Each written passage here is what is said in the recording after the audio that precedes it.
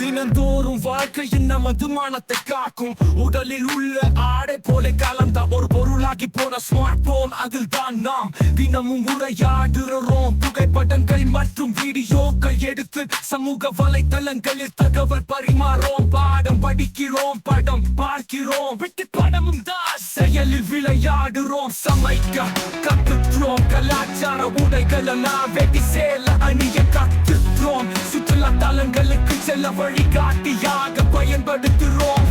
புதிய நபர்களை சந்திக்க பயன்படுத்துகிறோம். சந்தையில் பணம் பரிமாற்ற செய்ய பயன்படுத்துகிறோம். பங்கு சந்தையில் முதலீடு செய்கிறோம். நமது வாழ்க்கை முறையை சமூக வலைத்தளங்களின் மூலம் உலகுக்கு தெரியப்படுத்துகிறோம். சுருக்கமாக சொன்னால் அதோடு வாழ்க்கை நடத்துகிறோம்.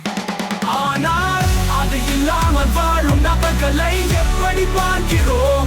அவர்களை ஒரு பெருளாதார படிநிலையிலே இறக்கி வைக்கிறோம். எப்படி அந்த கருவி இல்லாமல் வாழ்க்கை நடத்துறங்க?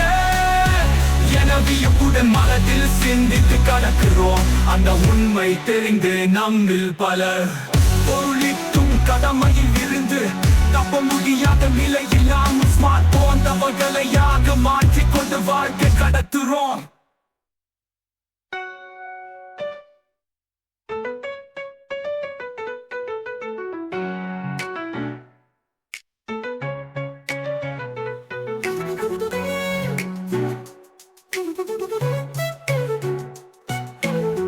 பொருளிக்கும் கடமையில் இருந்து தப்ப முடியாத நிலையில் நாமும் ஸ்மார்ட் போன் தவறுகளையாக மாற்றிக்கொண்டு வாழ்க்கை கடத்துறோம்.